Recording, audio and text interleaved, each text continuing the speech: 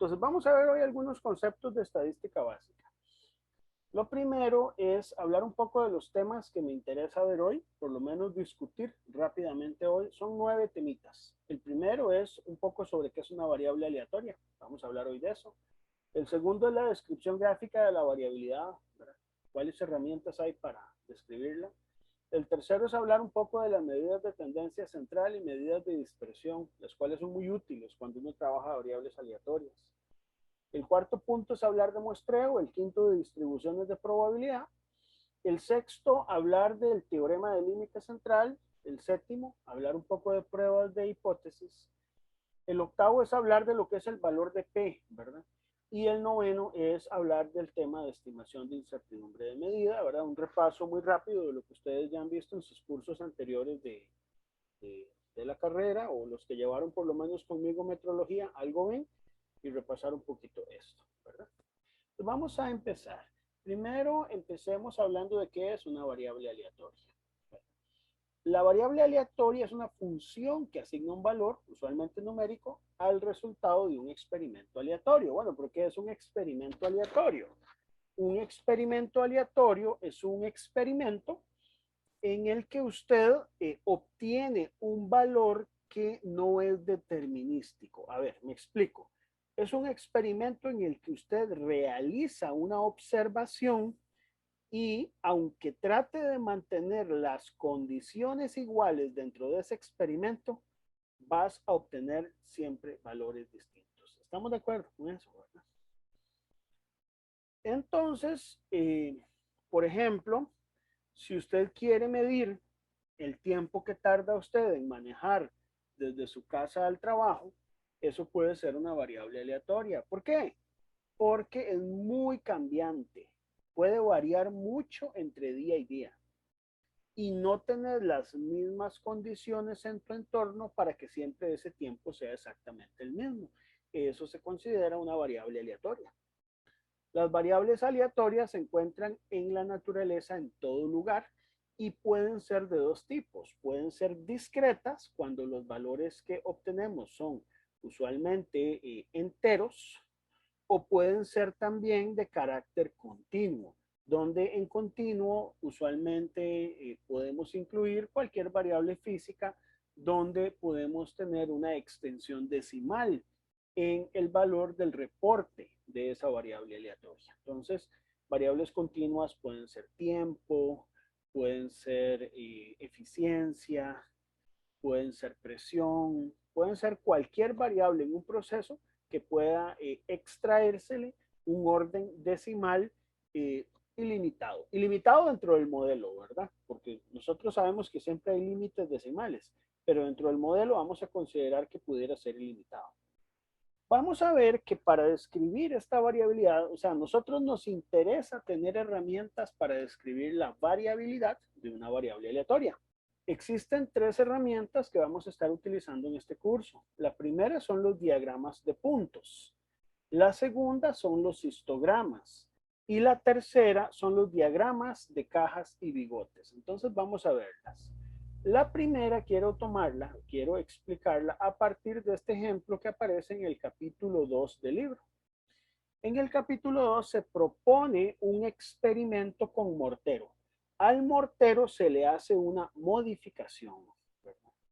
Y se realizan 10 réplicas con el mortero modificado y 10 réplicas con el mortero sin modificar. Cada réplica consiste en un experimento digamos, de destructivo de fuerza-tensión de la formulación del cemento Portland.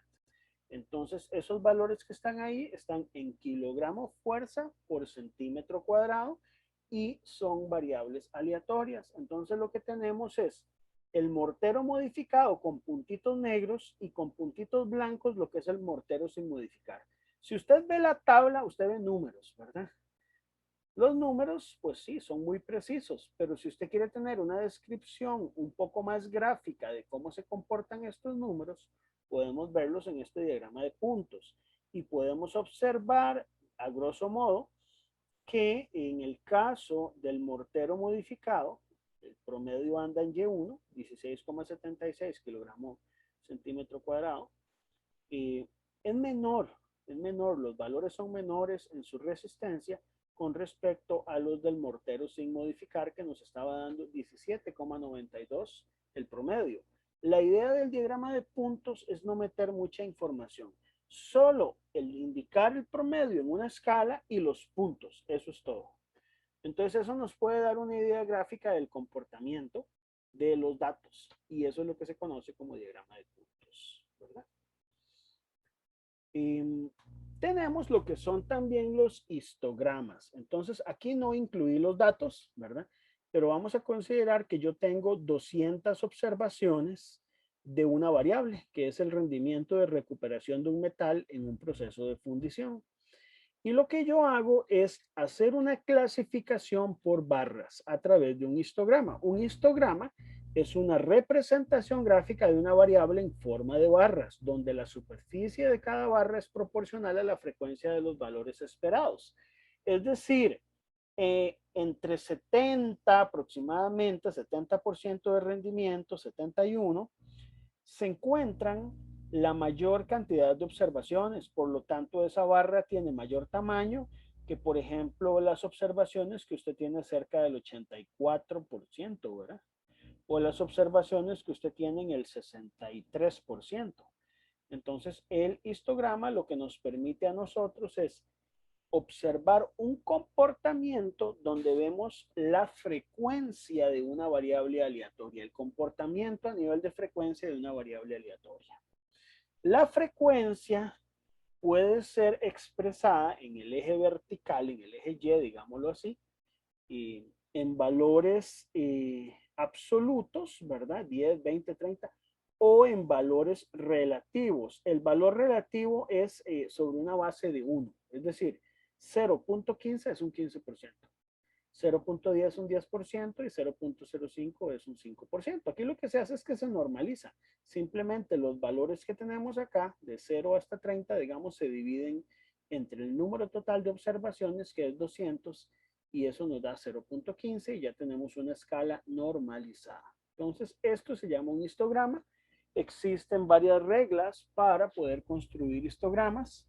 Hay reglas, por ejemplo, que nos establecen cuánto es el número de columnas, ¿verdad? De columnas adecuadas, se llaman clases. ¿Cuánto es el número de clases adecuadas o recomendadas en función de la cantidad de datos? Hay una regla que se llama la regla de Sturges, por ejemplo. Esto se puede hacer también utilizando las herramientas de Excel, ¿verdad?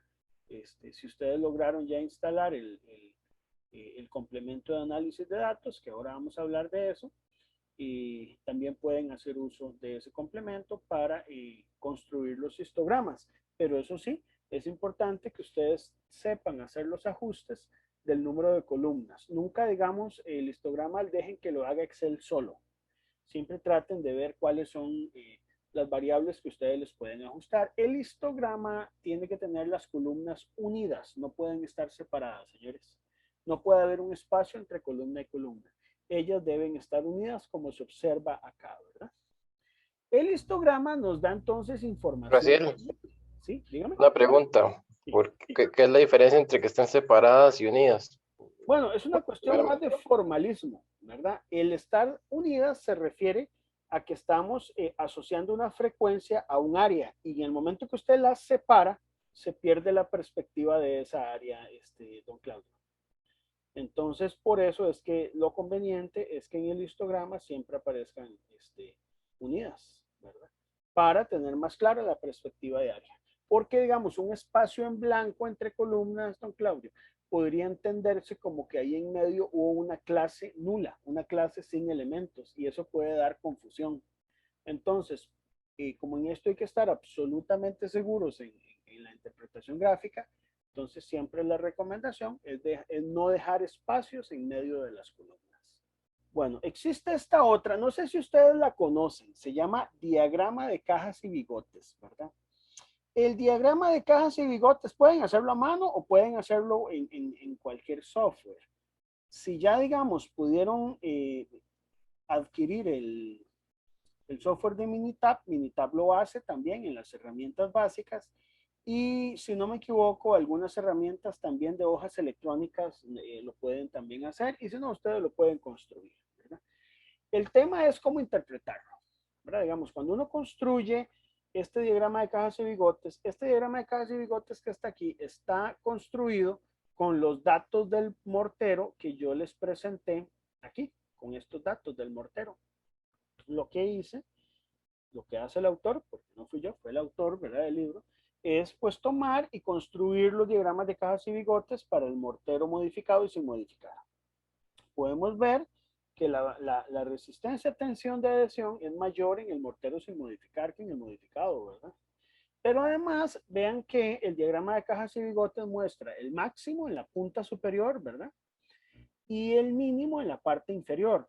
En el centro lo que muestra es la mediana, que es diferente al promedio, ¿verdad?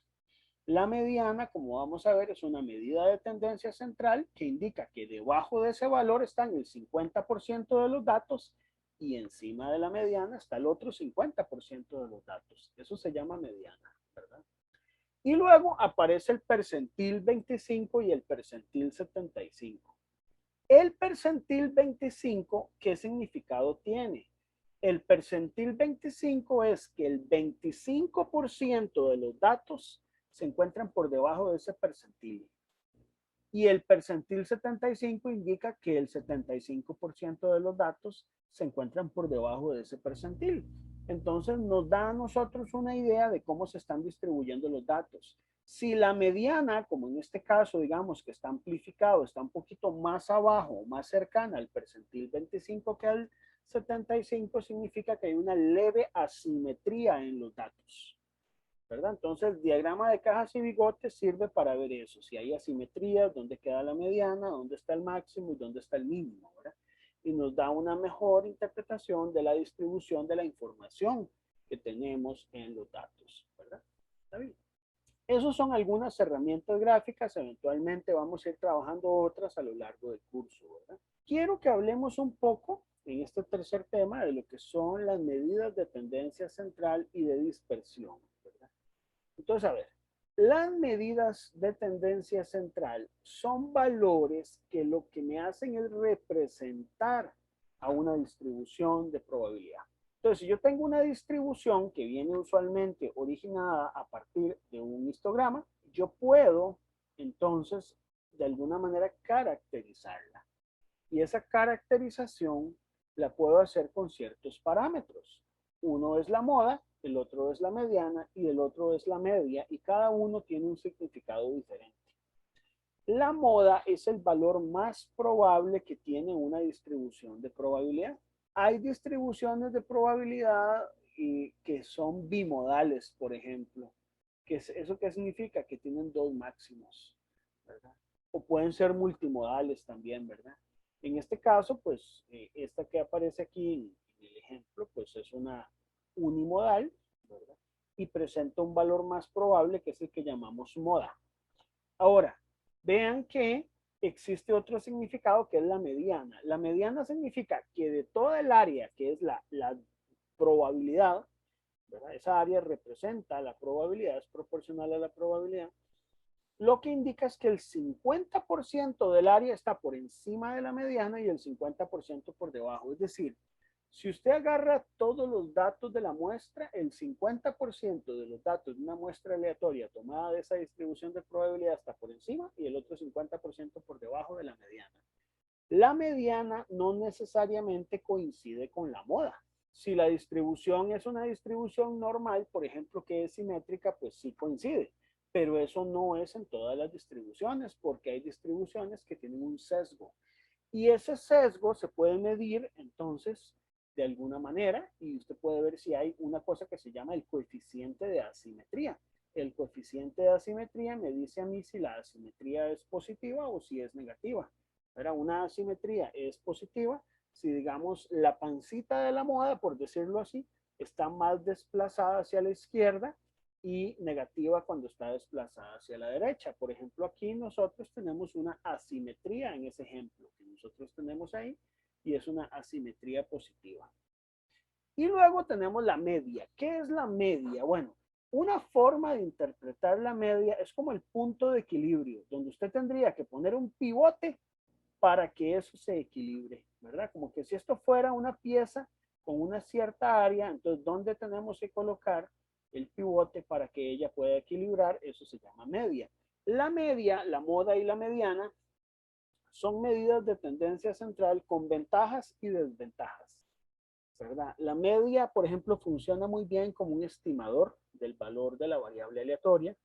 La mediana también sirve como estimador, pero sobre todo en distribuciones que no son normales, ahí es muy buena, ¿verdad? O cuando usted tiene muy pocos datos y tienes poca información de una muestra, se utiliza la mediana. Y la moda es más un valor probable. Entonces, si usted quiere saber dónde sea el valor más probable, muchas veces la moda resulta ser un buen estimador de medida de tendencia central. Ahora, las medidas de tendencia central por sí solas no son útiles si no vienen acompañadas de una medida de dispersión. Entonces me explico. Por ejemplo, una media para que quede completa, para que pueda realmente dar una descripción de una distribución de probabilidad, debería ser acompañada de una medida de dispersión. Esa medida de dispersión puede ser una desviación estándar, por ejemplo, ¿verdad? Podría, en el caso de una mediana, una moda, ser acompañada de un rango. ¿El rango qué es? El rango es la diferencia que hay entre el valor máximo y el valor mínimo de la variable. Eso es lo que nosotros llamamos rango, ¿verdad? ¿Y qué es el rango intercuartil? Me devuelvo, señores. El rango intercuartil es la diferencia que hay entre, digamos, la posición del percentil 75 y el percentil 25. Eso se llama rango intercuartil, ¿verdad? Es la diferencia que hay entre el valor asociado al percentil 75 y el percentil 25. Y también es un buen estimador de la dispersión. Entre mayor sea el rango intercuartil o el rango o la desviación estándar, pues mayor va a ser la dispersión de esa, digamos, de esa variable aleatoria. Y tenemos un parámetro que se llama desviación media. La desviación media se utiliza en un área de la estadística llamada la estadística no paramétrica.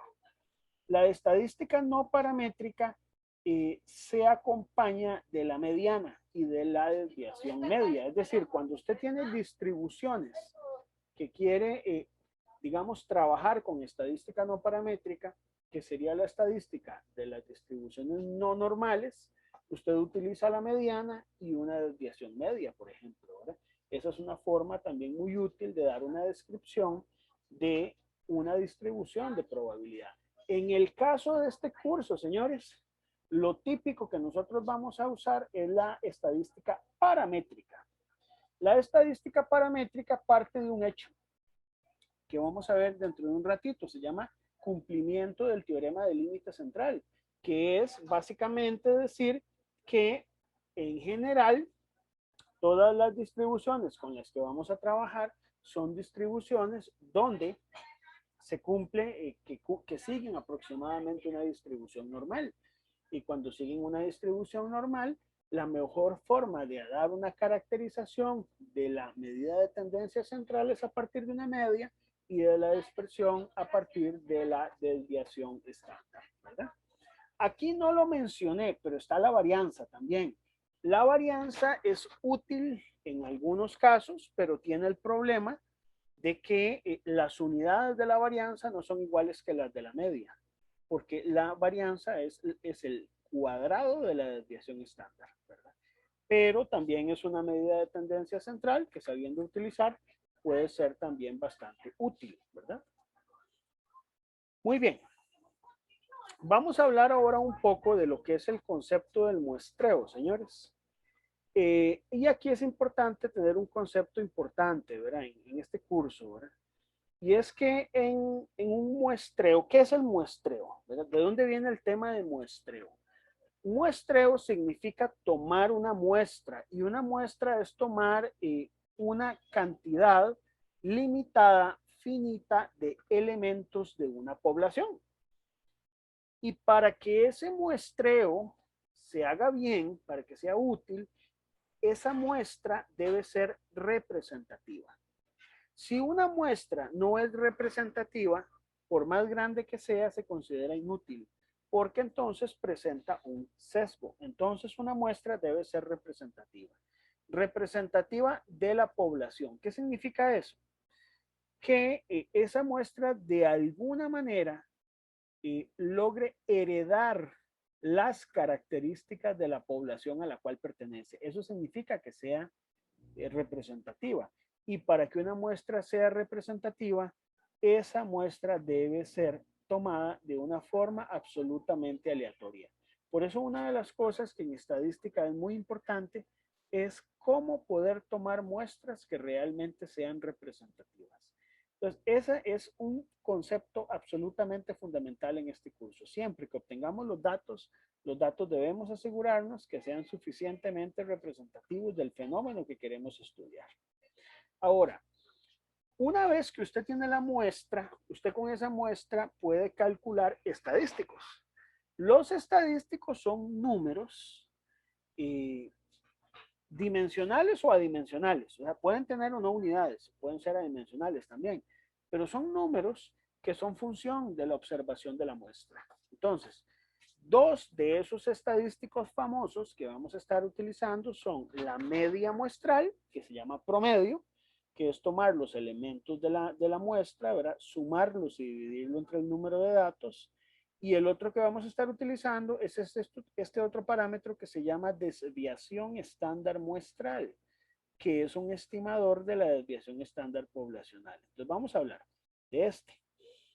Primero, ¿por qué estos son estimadores? Bueno, porque cuando aumenta el número de datos, cuando usted toma una muestra que es más grande, cada vez más grande, el valor de estos estimadores va a tender a parecerse a los valores poblacionales. Es decir, el promedio que usted calcule de la muestra va a parecerse, va a ser muy similar a la media poblacional de todos los datos.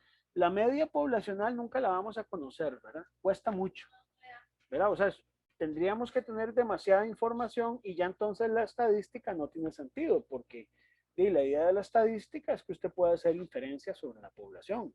Si usted ya conoce toda la información de la población, bueno, eso sería estadística más descriptiva. Y a nosotros lo que nos interesa es la estadística inferencial, que es sacar conclusiones de la población a partir de una cantidad limitada de datos de la muestra, ¿verdad? Entonces, si mi muestra es de mayor tamaño, va a ser más representativa en el tanto esa muestra sea aleatoria, ¿verdad? Igual con la desviación estándar. La desviación estándar muestral que yo calculo con esta fórmula va a ser cada vez mejor y más parecida a la desviación estándar poblacional. Estos dos son estimadores que se llaman estimadores insesgados. ¿Qué significa insesgados? Que conforme aumente el tamaño de la muestra, es decir, conforme el n, el número de datos de la muestra sea mayor, estos datos van a converger a los parámetros poblacionales. El promedio o media muestral va a converger a la media poblacional y la desviación estándar muestral pues a la desviación estándar poblacional. No sé si ustedes alguna vez, ¿verdad?, han notado que incluso en algunos dispositivos de cálculo aparece que esto se divide entre n-1 y otras veces entre n. ¿Alguien sabe por qué el que hay que utilizar en la desviación estándar, aquí en el denominador de la raíz, es un n-1 y no un n? ¿Alguien conoce esa respuesta? De la respuesta que uno le comentan es la parte de la grado de libertad que tiene, que la muestra pierde por lo mismo de ser una muestra en relación a la población. Entonces, digamos, para estimar ese, usted como ya está limitado que se parezca a la población, usted ya con solo tener n-1 datos, ya por despeje puede encontrar cuánto vale la S o algo así, entonces pierde un grado de libertad en ese caso, no ocupa todos los datos para calcularse. Por ahí, Bueno, más sí, o menos por se ahí anda. entendía. Por ahí anda la respuesta, por ahí anda. Pero concretamente hay una razón por la que se pierde ese grado de libertad. Y es para que ese estimador sea insesgado. Para eso es que se escribe N-1, porque si usted lo divide entre N, ya no sería un estimador insesgado. Para que sea insesgado, es decir, para que pueda converger al poblacional, necesita que sea entre N-1. Entonces, siempre en todos sus cálculos deben utilizar la desviación estándar muestral, siempre entre N-1 y nunca entre N. Nunca, nunca, nunca vamos a hacer la división entre N. Eso es muy importante que lo tengamos en cuenta. ¿Por qué en algunos casos aparece que se divide entre N en algunas aplicaciones de estadística? Bueno, hay aplicaciones muy, muy específicas donde eso podría ser útil. Pero dentro de lo que es diseño de experimentos y los problemas que vamos a trabajar, siempre la desviación estándar muestral va a ser dividida entre N-1 para que el estimador sea insesgado. Ahí hay una pregunta en la evaluación 1 donde tienen que explicarme eso. Entonces, para que lo considere. ¿De acuerdo? Muy bien. Bueno, muestreo es todo un tema, ¿verdad? De hecho, en estadística uno puede dedicar un capítulo entero a cómo hacer el muestreo, de qué forma, qué técnicas hay, etcétera, etcétera, qué tamaño tiene que tener la muestra, etcétera, ¿verdad? Y aquí la idea es repasar solo los conceptos. No vamos a adentrarnos más en muestreo y eventualmente si necesitamos saber algo más de muestreo, lo vamos a ir viendo en su momento. Ahora vamos a hablar de lo que son las distribuciones de probabilidad. La idea es presentarles las distribuciones de probabilidad que vamos a estar usando en este curso, ¿verdad? E intentar darle una explicación de para qué sirven, ¿verdad? Bueno, las distribuciones de probabilidad son funciones, señores, que tienen algunas características especiales. La primera característica que tienen es que este tipo de funciones, bueno, podrían ser continuas o discontinuas, ¿verdad? Nosotros vamos a trabajar las distribuciones de probabilidad continuas. Vamos a trabajar con esas, ¿verdad? Hay discontinuas también, pero vamos a trabajar las que son continuas. Y esas distribuciones de probabilidad continuas tienen la característica de que el área bajo la curva, es decir, si usted las integra desde menos infinito hasta más infinito, todo el área bajo la curva debe ser igual a 1. Eso es una característica de las distribuciones de probabilidad. La distribución de probabilidad más usada, más empleada y más famosa es la distribución normal o gaussiana, que tiene esa forma de la campana gaussiana que ustedes pueden ver por ahí, ¿verdad? Y que está descrita por esa función que está ahí, f de y igual 1 entre sigma raíz de 2pi por exponencial a la menos 1 medio y menos mu entre sigma todo eso elevado al cuadrado. Vean que esa función es una función de y, donde y es básicamente la variable, digamos, independiente. Y el f de y es la variable dependiente. Pero esa función depende de dos parámetros. Un parámetro que es mu, que es la media, que la podemos ver aquí, ¿verdad? La podemos ver aquí. Es el valor que pasa por la moda.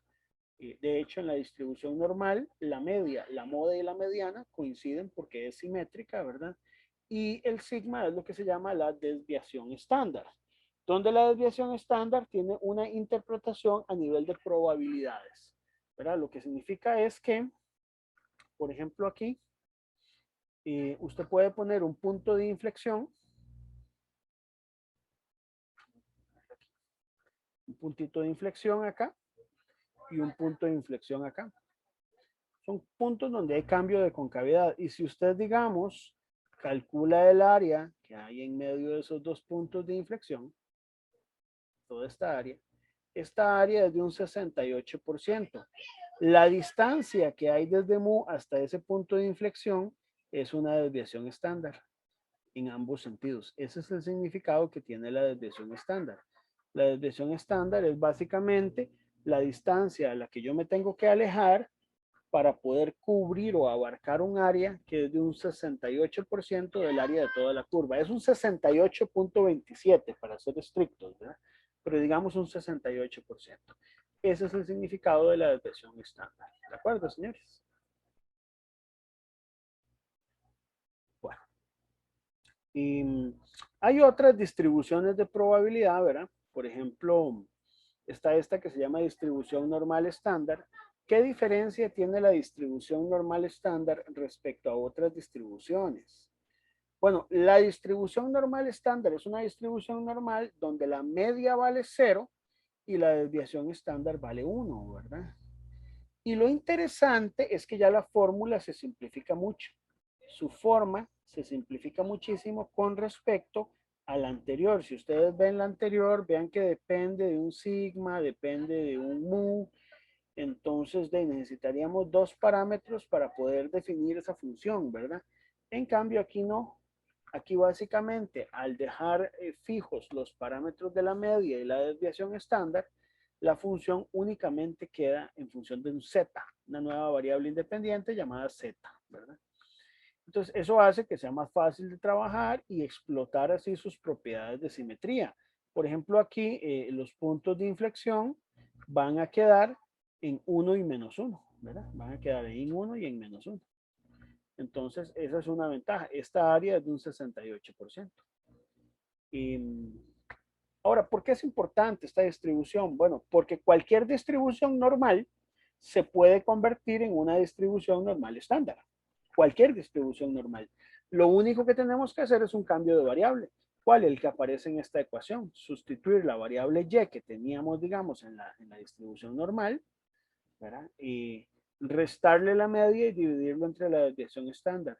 Eso hace, ese cambio de variable genera que usted pueda tener una función que ya no dependa ni de la desviación estándar ni de la media. Y eso entonces es muy útil cuando usted quiere hacer uso de esta distribución. Entonces, ¿para qué se usa la distribución normal estándar? Bueno, se usa para calcular probabilidades.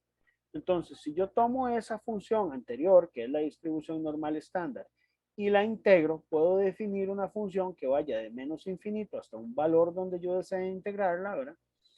Y crear lo que se llama la distribución normal estándar acumulada. La distribución normal estándar acumulada, tal vez en algunos de sus cursos de ingeniería, la recuerden con otro nombre. Le dicen la función de error o función de error gaussiano. ¿Verdad? A mí siempre me pareció un nombre muy feo. Pero bueno, es un nombre que utilizamos mucho en ingeniería. Esta función de error es una función que es asintótica a 1 y que está tabulada en las tablas estadísticas. De hecho, esta tabla estadística es la tabla del Montgomery y usted puede, para los valores de Z, que van de 0 en adelante, ¿verdad?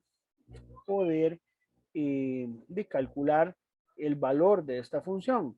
Usualmente las tablas solo dan valores por encima de 0, ¿verdad? Por debajo de 0 se sacan por simetría, ¿verdad? Se sacan por simetría aprovechando las propiedades de simetría de la función, ¿verdad? Entonces, por ejemplo, en esta tabla, si usted busca 0.42 en la primera columna, te da el 4 aquí, y el 42 lo daría el segundo decimal aquí, y usted quiere saber el valor acumulado, sería 0,66276. Entonces, esa tabla, pues, está ahí en el libro del Montgomery y puede ser útil para cálculo de probabilidades, ¿verdad? Otra distribución que vamos a estar utilizando es esta, se llama la distribución Chi cuadrada, también la llaman Chi cuadrada. Bueno, ¿de dónde viene esta distribución? Bueno, supongamos que usted va a hacer la suma de varias varianzas, o de varias, digamos, no varianzas, sino más bien de los cuadrados de varias variables que siguen una distribución normal estándar. Pues vamos a suponer eso. Vamos a suponer que usted tiene una X, que es una variable, que es igual a la suma de los cuadrados de variables que siguen una distribución normal estándar. Resulta que el resultado que usted obtiene de una distribución de este tipo es de esta forma. Aquí aparece esta letra que se llama gamma, es la función gamma. ¿Verdad? Es una función ahí con ciertas características ahí matemáticas interesantes, ¿verdad? Pero vean que esta función depende de K. K es lo que se llama número de grados de libertad. Y el número de grados de libertad va a depender del número de variables que nosotros vayamos a sumar, ¿verdad?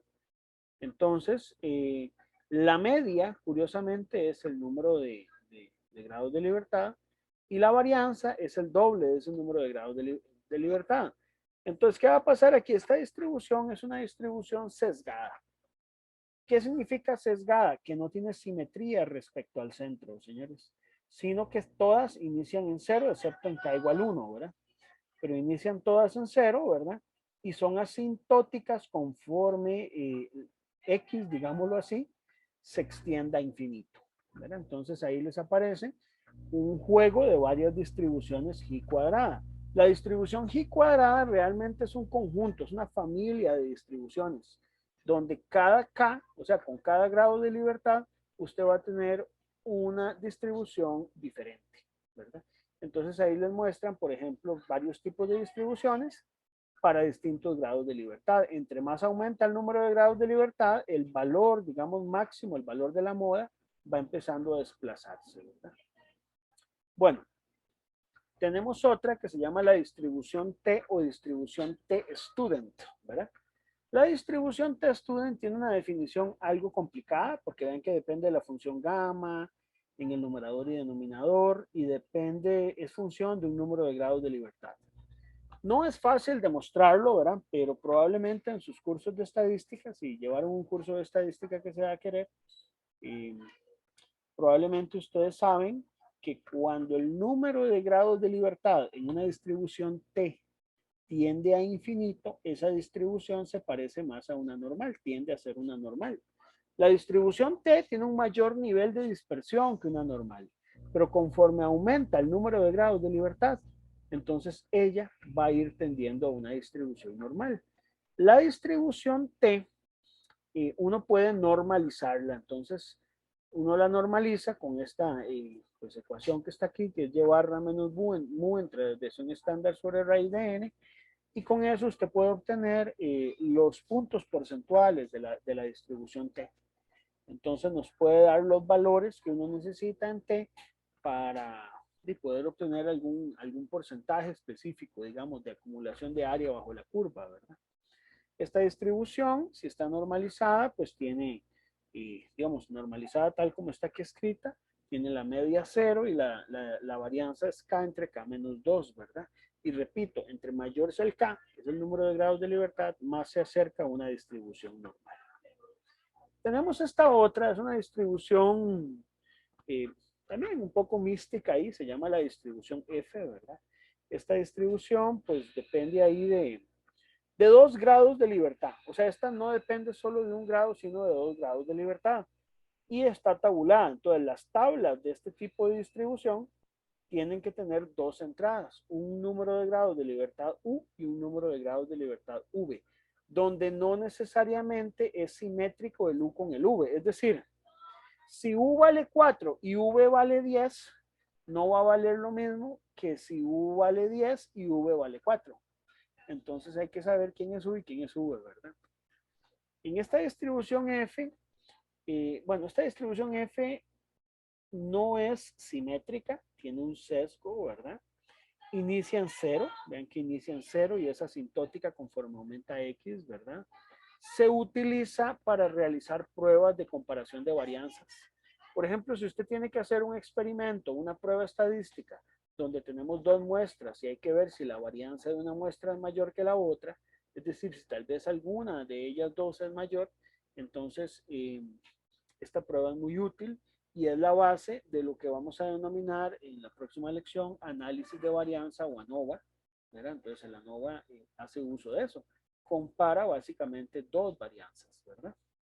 Y esa comparación entre esas 2 varianzas se espera que siga pues una distribución F. La F viene de Fisher, ¿verdad? De ahí viene.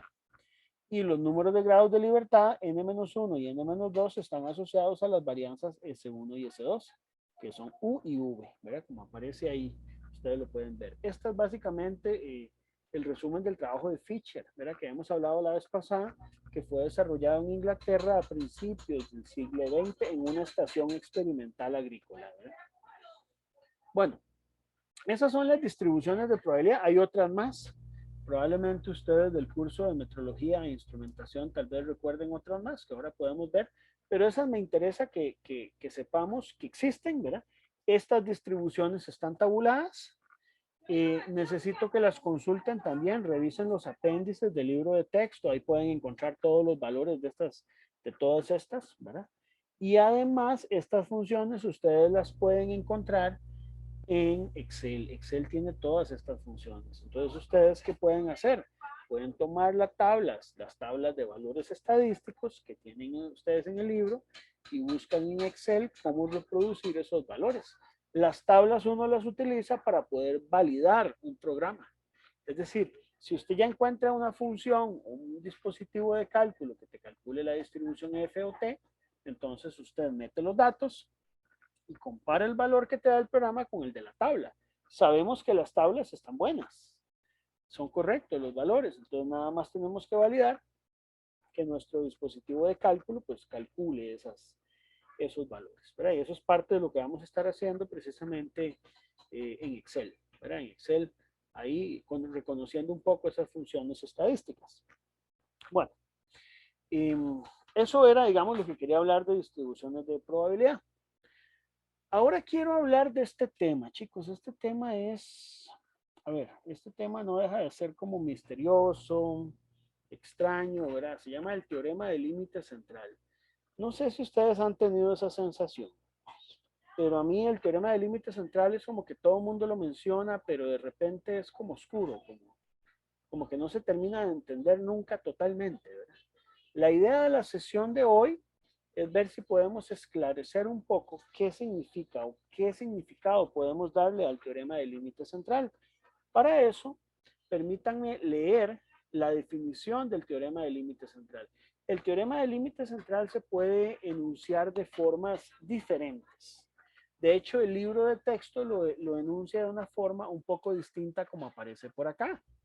Y yo al propio puse esta otra definición, que son equivalentes, ¿verdad? Esta me parece un poco más clara, pero aún así no deja de tener cierta oscuridad. Así que leámosla. Vamos a ver. Si x1, x2 hasta xn son n muestras aleatorias de una población con una media mu y una desviación estándar sigma. O sea, vean que usted conoce la media y la desviación estándar de la población. Usted sabe que tienen dos valores. Y lo que hizo fue sacar una cantidad n de muestras. ¿Qué significa eso? Que usted tomó un conjunto de muestras, o sea, como que usted agarró ese conjunto de muestras, los metió en un saco, los metió en una caja y lo llamó X1 a ese conjunto de muestras. Luego en otra cajita diferente metió otras muestras, un conjunto de muestras y lo llamó X2 y así hasta XN. Es decir, usted aquí lo que tiene no es, el X1 no es un valor, es un vector de datos, digámoslo así. X2 es otro vector de datos y así XN, ¿verdad? Usted tiene esos vectores de datos, entonces el promedio de las medias de esas muestras, es decir, usted llega y calcula un promedio en cada muestra, ¿verdad? Y va a tener n promedios. A esta usted le saca un promedio, a todos los datos. A esto usted le saca otro promedio y a esto usted le saca otro promedio, por lo tanto tiene n promedios. Entonces tiene un nuevo vector de datos conformado por n promedios, ¿verdad? Esos promedios siguen una distribución normal con media mu y desviación estándar sigma entre raíz de n. Entonces vamos a ver si entendemos bien esto. En esto quiero detenerme un momentito, señores. Vamos a ver si estamos entendiendo lo que dice el teorema del límite central. El teorema del límite central dice lo siguiente. Vamos a ver. Y esto les pido un poco de paciencia porque conceptualmente es como extraño, ¿verdad? Pero vamos a ver, por lo menos tratemos de entenderlo en lo que se pueda. Supongamos que usted tiene una distribución de probabilidad. Esa distribución de probabilidad sí, puede ser no normal, puede ser una bimodal o multimodal, puede ser así. Puede ser así, en X, ahí usted le pone, se puede poner el 0 donde quiera, vamos a ponérselo aquí para que no nos... Entonces, lo único que sé de esto es que esto es una distribución de probabilidad. Y la única condición que se pide en una distribución de probabilidad, ¿cuál es? Y que el área bajo la curva sea 1. Eso es todo lo que me piden. Pero no importa la forma de esa distribución de probabilidad. Puede ser incluso una rectangular. Voy a tomar esa forma arbitraria. Ahora, imagínense que yo hago un muestreo. Entonces yo digo, bueno, voy a empezar a tomar datos aleatorios de X, dentro de esta función de densidad de probabilidad. Entonces tiré un dato y el primer X me quedó aquí. Aquí me quedó este primer valor de X. Bueno, está bien. tiré un segundo valor y resulta que el segundo valor me quedó aquí. No sé. Y un tercero aquí, no sé. Y un cuarto. Es más, yo saco una muestra. ¿Esa muestra de cuántos datos es? Bueno, yo puedo hacerla del tamaño que quiera. Puedo hacerla de 2, de 3, de 4, de 5, de 100, de 1000, de 1.000.000 de datos. Hagámosla de 4 por decir algo, ¿de acuerdo? Para hacerla de algún tamaño. Yo voy a tomar 4 datos ahí y agarro los 4 promedios de esas X, ¿verdad? Y entonces promedio esos datos y lo que tengo es un promedio de X1. ¿De acuerdo? Voy a llamarlo X1 porque es el primer promedio. Ahora voy a volver a repetir el proceso y vuelvo a sacar 4 datos, también aleatorios, ¿verdad? Tienen que ser aleatorios, no en orden, ¿verdad? Aleatorio. Entonces, qué sé yo, el primero puede ser que me quede aquí. El segundo podría ser que me quedara aquí en el centro. El tercero, qué sé yo, puede haber quedado aquí. Y el cuarto, qué sé yo, tal vez queda en este extremo. Y entonces también tomé 4 datos, otra muestra de 4 datos, ¿verdad? Pero ahora tengo un promedio diferente. Voy a llamar a ese promedio X2. ¿Me explico? Ok. Repitamos ahora el proceso una tercera vez. Ya lo entendimos. Entonces puede ser que saco 4 datos aleatorios. El primero aquí, el segundo aquí, el tercero tal vez aquí y el cuarto, digamos que me quedó a la par de este. Aleatorios, ¿verdad? Entonces, con esos 4 datos, yo tengo un tercer promedio. ¿Ok? Ahora, entonces vamos a ir haciendo un catálogo de promedios. Yo aquí tengo 3 promedios, pero voy a repetir este proceso n veces. ¿Verdad? N veces. No le digamos n, sino digámoslo n mayúscula, para no confundirnos con el n del número de datos. N mayúscula veces. De tal manera que yo lo que tengo es un conjunto de promedios, es decir, un vector de datos donde los datos que yo he obtenido ahí de cada uno de los promedios muestrales, pues son un conjunto de promedios. Entonces, vean qué raro lo que dice el teorema del límite central. El teorema del límite central dice que a pesar de que estas muestras fueron tomadas de una distribución no normal, esta es una distribución no normal, que tiene una media mu, tiene una media conocida, y que tiene una desviación estándar sigma, voy a ponerle de desviación estándar, yo sé que tiene un par de parámetros, no es normal, resulta que estos datos que yo tengo aquí sí siguen una distribución normal. Es decir, si yo hago el histograma de estos n datos, aquí es n mayúscula, ¿verdad? Si yo hago el histograma de estos n datos, va a resultar que sí siguen una distribución normal. No sé si ustedes sienten eso raro, ¿verdad? Y no solo eso, Pero, resulta que esta distribución normal de estos datos tiene un promedio, digamos, llamémoslo promedio, que es igual que la media. Aquí, perdón, aquí cometí un errorcito, voy a corregirlo. Esto, llamemos a la media mu. Le puse sigma y es mu realmente. Ahí está. Entonces, y resulta que el promedio de esos promedios es igual que el promedio de la población. Y la desviación estándar de estos promedios, chicos, es igual que la desviación estándar poblacional entre raíz de n. Es decir, la desviación estándar que yo tenga de estos promedios aquí va a estar asociada a la desviación estándar entre raíz de n. Esta S es la desviación estándar de ¿quiénes?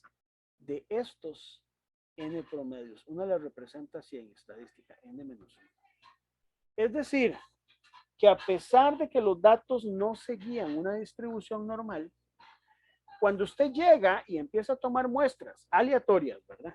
Y luego calcula los promedios de esas muestras, y luego toma esos promedios y construye un nuevo histograma, entonces resulta que ahora la distribución sí va a ser normal. Bueno, esto es, a ver, eso es el teorema del límite central, chicos. El teorema del límite central es como el whisky, ¿verdad? A la primera no necesariamente usted lo entiende bien, ¿verdad? No lo comprende, no lo saborea, ¿verdad? Y por eso es que en la evaluación yo les pongo el último ejercicio que tiene que ver con esto. Es que ustedes crean una distribución uniforme y a partir de un procedimiento que es precisamente de creación de muestras y promedios, puedan construir una distribución normal. Recién, y esto ocurre, digamos, es con cualquier tipo de distribución que yo saque nada más unas muestras aleatorias. Correcto, correcto. Yo sé que suena increíble, don Cristian, pero correcto, así es. Usted puede tener la distribución poblacional más no normal que exista, más loca, que usted llega y aplica este procedimiento. Y eso sí, entre mayor sea el número de muestras, ¿verdad? Más fácilmente esto va convergiendo a una distribución normal. Y hay una regla para esa convergencia, por ejemplo, que diga yo ocupo tales muestras para estar tan cerca 3 decimales de la media, por ejemplo, poblacional, o eso sí Claro, no existe. no, claro, claro, no, estamos de acuerdo, sí, sí, estamos de acuerdo. Sí, de hecho, bueno, la cercanía que nosotros vamos a tener va a depender un poco de este n de aquí, ¿verdad? Entre mayor sea el número, digamos, de muestras que usted tenga, aquí está n en mayúscula, ¿verdad? No es minúscula, es mayúscula. Entre mayor sea el número de muestras que usted tenga, que usted saque aleatorias, más se va a acercar a los valores poblacionales. Ahora, ¿a partir de cuántas promedios sería bueno sacar para que usted ya pueda decir que sigue una distribución aproximadamente normal? Bueno, eso es discutible en estadística, pero en general el consenso general te dice que son 30. Ya a partir de unos 30 promedios tenés una aproximación que es bastante buena. Buena significa que el porcentaje de diferencia que puede haber de la poblacional a la muestral sea ya no considerable, ¿verdad? Creo que anda por un 5%. Entonces, sí, eso se cumple de esta forma, ¿verdad? De ahí es donde el concepto de grados de libertad se vuelve interesante. Ahora, ven qué curioso. Esto puede hacerse con muestras de 4 datos, puede hacerse con muestras de 3 datos o incluso de 2 datos, esos promedios, ¿verdad? Entonces, muy interesante, o sea, o puede hacerla con muestras de 100 datos. No importa el número de datos que usted saque, siempre y cuando usted lo que saque sean promedios de esas muestras, ¿verdad? Entre mayor sea el tamaño de la muestra, la convergencia es menor, eso sí, lógicamente. O sea, si yo tomo muestras más grandes, pues va a haber un mejor comportamiento, ¿verdad? Si yo tomo más cantidad de muestras, tengo un mejor comportamiento, ¿verdad? Pero bueno, eso es lo que establece el teorema del límite central, ¿verdad? Sí, esto es de pensarlo, chicos, ¿no? A mí me tomó, yo les voy a ser honestos, a mí me tomó más o menos a entenderlo así en el corazón unos 10 años este teorema, más o menos, ¿verdad? Cuando llegué a entenderlo fue así como una epifanía, ¿verdad? Pero sí, ese es el teorema del límite central, o sea, yo lo que pretendo es que por lo menos lo naturalicemos un poco, no lo pasemos como algo simplemente así, como mucho conocimiento que a veces uno recibe en esta carrera que uno no sabe para qué sirve, ¿verdad? No, esto es importante y lo vamos a estar utilizando porque el teorema del límite central es la base por la cual nosotros podemos considerar normalidad en la mayoría de los procesos de muestreo, porque nosotros vamos a muestrear de esta forma. Nuestra forma en que vamos a hacer el muestreo va a ser esta, precisamente de una manera aleatoria. Y precisamente el teorema del límite central, la gran utilidad que tiene es que el tomar muestras aleatorias es muy poderoso, es algo muy poderoso.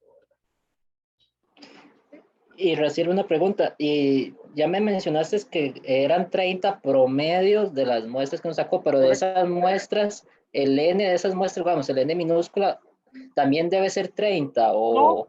no puede ser más pequeño, puede ser más pequeño, ¿verdad?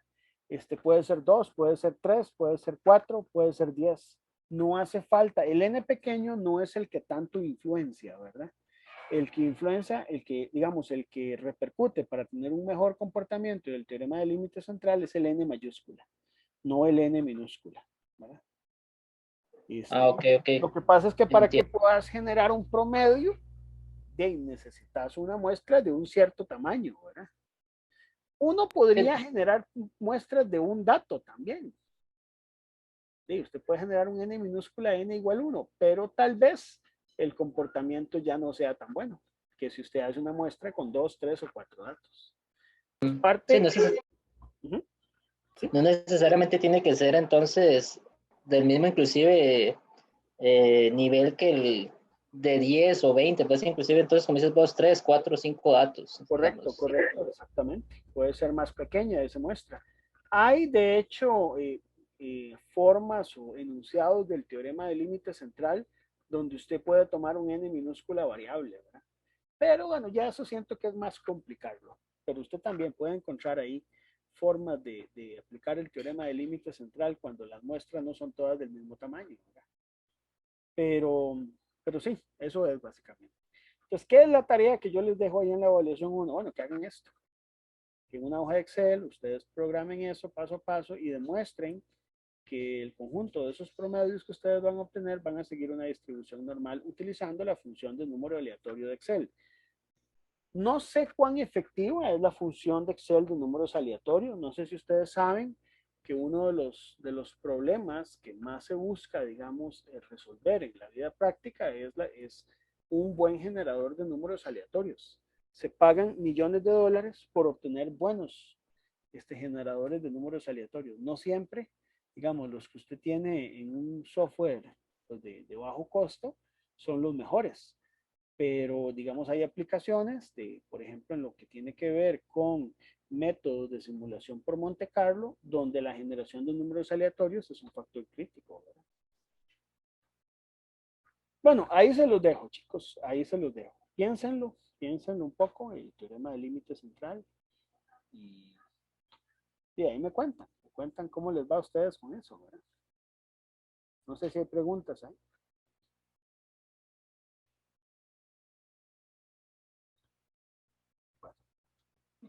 No de mi parte. Está bien, está bien. Bueno, ese es el teorema del límite central. Ahí vamos a ir viendo. Ahí esperaría la realimentación de ustedes la próxima semana, ya cuando se agarren ahí con la tarea, a ver qué tal les va un poco con eso. Y si es necesario, retomamos este concepto del teorema del límite central. Bueno, vamos a hablar ahora, chicos, de otro tema que no sé si ustedes recordarán de probabilidad, que es especialmente importante y fundamental en este curso, que es las pruebas de hipótesis, ¿verdad? Las pruebas de hipótesis, ¿qué son? Bueno, una hipótesis estadística es una especie de aseveración o conjetura que usted hace con respecto a una o varias poblaciones. Entonces, las hipótesis estadísticas puede ser, por ejemplo, que usted tenga dos poblaciones y usted diga, bueno, estas dos poblaciones tienen la misma media, tienen la misma varianza, o la diferencia entre una media y la otra es de 3 unidades. Eso es una aseveración con un valor único que es una hipótesis estadística. Las hipótesis estadísticas tienen dos posibilidades, digámoslo así, que tienen que ser mutuamente excluyentes. ¿Verdad? Una se llama la hipótesis nula y la otra se llama la hipótesis alternativa. Ok, vamos despacio con esto. La hipótesis nula solo puede tener un valor. Es decir, usted puede decir una hipótesis nula, por ejemplo, dos poblaciones tienen exactamente igual valor de la media. Eso es un valor único. Pero una hipótesis alternativa puede tener muchos valores. Puede decir, eh, las dos poblaciones tienen valores distintos de la media. Y distintos puede ser cualquier cosa, porque hay muchos valores distintos, ¿verdad? O sea, para tener dos valores distintos, usted tiene un montón de posibilidades, pero para tener dos valores iguales, usted solo tiene una. Entonces, la hipótesis nula es la posibilidad que solamente va a tener un único valor. La hipótesis alternativa van a ser todos los posibles valores que no sean ese valor único de la hipótesis nula, ¿verdad? Entonces, en este curso, todo lo que vamos a estar haciendo en diseño de experimentos van a ser pruebas estadísticas, chicos, así como para que una vez nos vayamos mentalizando todos. Los ANOVAs, las pruebas de homogeneidad de varianzas, las pruebas de homogeneidad de medias, lo que son métodos de regresión, todo esto van a estar basados en hipótesis estadísticas y por eso hay que tener claro ese concepto. Ahora, todas las hipótesis estadísticas están, digamos, deben ser sometidas a un juicio, por decirlo así. Deben ser sometidas a un procedimiento que es básicamente el cálculo de un estadístico de prueba. Y con base en ese juicio, usted decide si se cumple la hipótesis nula o se cumple la hipótesis alternativa.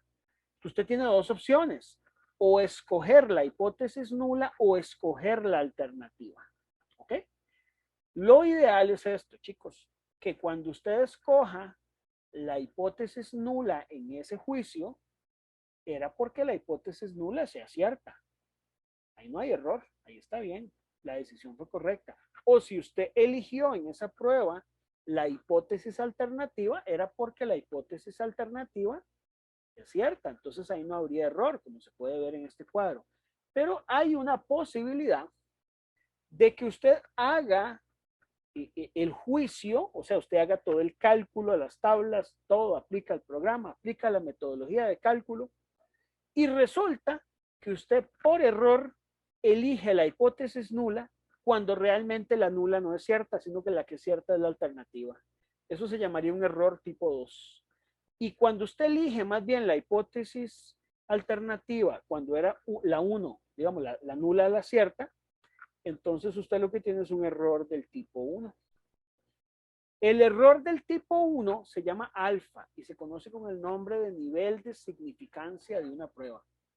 Ese es el alfa, el nivel de significancia. Es más fácil de calcular que el error tipo 2, que lo llamamos beta, ¿verdad? Entonces, el error tipo 1 es rechazar la hipótesis nula cuando ésta es verdadera. Y el error tipo 2 es dejar de rechazar la hipótesis nula, es decir, sería de no rechazarla cuando realmente la hipótesis nula era falsa, ¿verdad? Entonces, esos son los dos tipos de errores que se pueden cometer. Las pruebas estadísticas tienen un problema, señores, y es que cuando usted quiere reducir el error tipo 1, aumenta el error tipo 2. O cuando usted quiere reducir el error tipo 2, aumenta el error tipo 1. Es decir, el aumento de uno de los dos errores, del 1 o del 2, implica una reducción del otro y viceversa, ¿verdad? Entonces voy a ponérselos en este ejemplo. Supongamos que usted está estudiando para un examen, ¿verdad? No sé, de la materia que usted quiera. Vamos a pensar, usted está estudiando para un examen de, no sé, ecuaciones diferenciales. Entonces, ahí puede haber error. Sí, claro. Usted pudo haber estudiado toda la materia de ecuaciones diferenciales y podría ser que usted llega al examen y se queda, lo reprueba. ¿Por qué lo podría reprobar? No sé, porque llegó tarde, porque hubo una presa, porque tal vez se embotó, porque no durmió bien, porque el problema que le preguntaron fue el que usted no se estudió, tal vez bien, o el enunciado no estaba claro, etcétera, etcétera, etcétera. Podría ocurrir eso. Ahí hay un error. ¿Por qué? Porque usted había estudiado. Usted merecía tener un 70 en su nota, digamos, para aprobar ese examen. Y sin embargo, cuando usted aplica el juicio, que el juicio sería el examen, que es la prueba de hipótesis, resulta que no logró aprobar el examen. Entonces resulta que usted, la hipótesis nula era cierta, pero usted cometió un error tipo 1. Hay un error tipo 1. ¿Por qué? Porque usted no pudo aprobar ese examen a pesar de que usted había estudiado. Ahora, ¿qué sería un error tipo 2? De que ocurra lo contrario. Que usted no estudió nada para el examen. Pero tal vez usted, no sé, hizo trampa, vio, no sé, estudió 15 minutos antes el ejercicio, da la casualidad que se le iban a preguntar en el examen, qué sé yo, cualquier cosa, y usted logra aprobar ese examen, o tal vez el examen estaba muy fácil. Entonces usted aprueba el examen cuando realmente usted no sabía, ¿verdad? Entonces ahí hay un error tipo 2. ¿Cuál es más grave? Y depende del ejercicio que usted esté resolviendo, ¿verdad? Entonces, por ejemplo, yo siento que un error tipo 2 en este caso es más grave porque usted estaría probando un curso sin saber realmente los conceptos del curso. En cambio, un error tipo 1 no es tan grave porque puede ser que para el próximo semestre usted estudie más y se prepare mejor para el curso y entonces lo pueda aprobar, ¿verdad? Ahora, ¿cómo reducimos esos dos errores? Error tipo 1 y error tipo 2. Bueno, aumentando la muestra.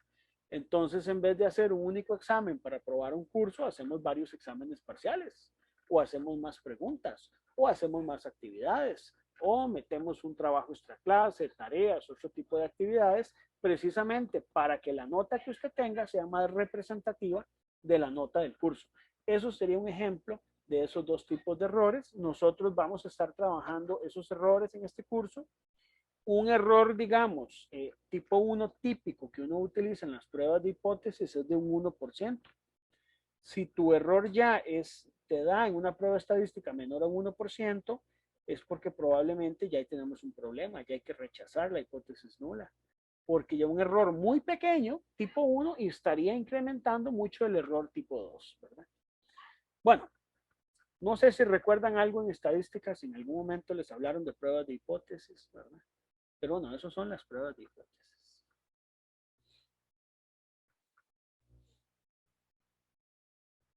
Ahora, vamos a retomar el ejemplo, por ejemplo, del mortero, ¿verdad?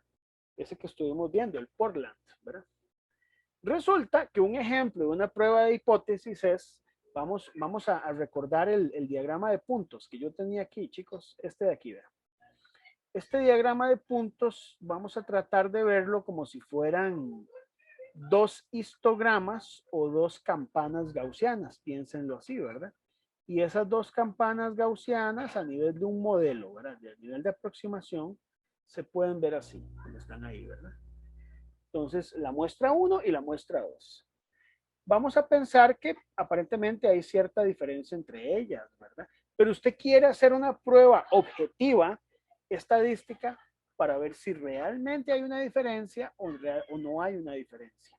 Diseño de experimentos lo que nos permite a nosotros es quitar la subjetividad y ver si nuestra intuición de que realmente hay una diferencia entre esas dos medias es verdadera o no es verdadera. Entonces, formulamos una prueba de hipótesis. ¿Cuál sería la prueba de hipótesis? Que la media 1 de la muestra 1 es igual que la media 2. Esta es la hipótesis nula, la de igualdad. Y la alternativa tiene que ser una excluyente. Aquí yo estoy redactando esta prueba de hipótesis como que la media 1 es distinta a la 2. Esa es una forma de redactarla. Esa forma de redacción de la hipótesis alternativa recibe un nombre. Se llama hipótesis alternativa de dos colas. ¿Por qué dos colas? Porque al ser diferente una media de la otra, tenemos la posibilidad de estar en la parte derecha o izquierda de la cola gaussiana. Me voy a explicar mejor. Es decir, en el fondo, yo lo que tengo aquí es, digamos, una distribución normal. Piénsenlo como una distribución normal, algo así. Es decir, las medias siguen una distribución normal donde, digamos, este sería el valor ideal donde ellas dos son iguales. Si yo defino una variable que sea, por ejemplo, mu1 menos mu2, el valor esperado en la hipótesis nula debería ser 0. Y si las dos son iguales, aquí estaría la hipótesis nula. Pero, ¿qué sería la hipótesis alternativa? Bueno, la hipótesis alternativa es esto. Es una región que puede estar por arriba o por debajo de un valor que yo llamo valor crítico. Se llama el valor crítico. Aquí está el valor crítico. Y aquí está el otro valor crítico totalmente simétrico al otro, ¿verdad? Estas dos regiones son dos colas, ¿ven? Una cola por el lado izquierdo y una por el lado derecho. Por eso este tipo de hipótesis alternativa se llama hipótesis alternativa de dos colas. Ahora, ¿cómo sería una hipótesis entonces alternativa de una cola?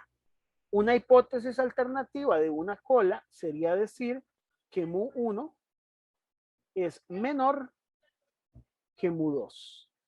Esta sería una de una cola. ¿De acuerdo? Eso sería una de una cola.